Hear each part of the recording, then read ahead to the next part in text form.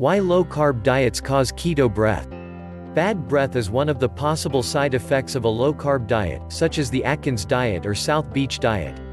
Known as ketosis breath, or simply keto breath, the condition is often accompanied by a foul taste in the mouth. Symptoms like these can be distressing, but there are things you can do to overcome them without undermining the goals of your diet. Point 1. Causes. There are many causes of bad breath. However, with low-carb diets, there are two primary culprits: ketosis, the metabolic state achieved with a low-carb diet, and protein metabolism. Ketosis. One of the body's primary sources of energy is glucose. Glucose is created when the digestive tract breaks down carbohydrates from complex sugars to simple glucose molecules. When you reduce the number of carbs you eat, your body has to find alternative fuel sources, namely fat, for energy, a metabolic state known as ketosis. When the body breaks down fatty acids, it creates a byproduct known as ketones. Common ketone bodies come in three forms: acetoacetate, beta-hydroxybutyrate, and acetone. These ketone bodies are regularly removed from your body through urination and exhalation. Point 2.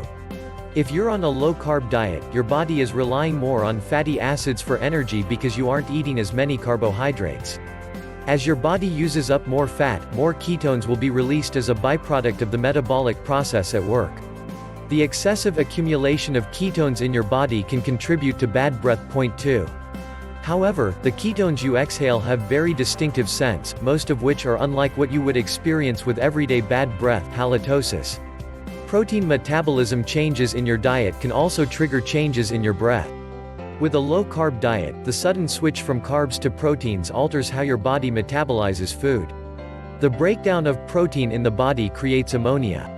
A sudden surge in dietary protein will only amplify this effect, increasing the amount of ammonia in both your stomach gases and urine. Point 3. Because it takes a lot of water to excrete ammonia, inadequate hydration can lead to a worsening of your bad breath as ammonia rapidly accumulates in the body. Symptoms. Keto breath varies from person to person but is generally not the same as halitosis. The bad breath most of us experience from time to time is caused by bacteria in our mouths. When these bacteria start to break down the food we eat, they create volatile sulfur compounds, VSCs. Point 4. Usually, these compounds have a sulfurous odor, similar to rotten eggs. With keto breath, characteristics of the smell vary based on which byproducts of protein and fat metabolism are produced. For example, acetoacetate and beta-hydroxybutyrate can cause your breath to smell sweet and fruity. Some people describe the odor as similar to bruised or rotting apples. Acetone on the breath creates more of a resiny smell, like nail polish. Excess protein metabolism can cause both your breath and urine to have an aroma of ammonia. Treatment. In most cases, keto breath disappears on its own, though it may take several weeks to a month.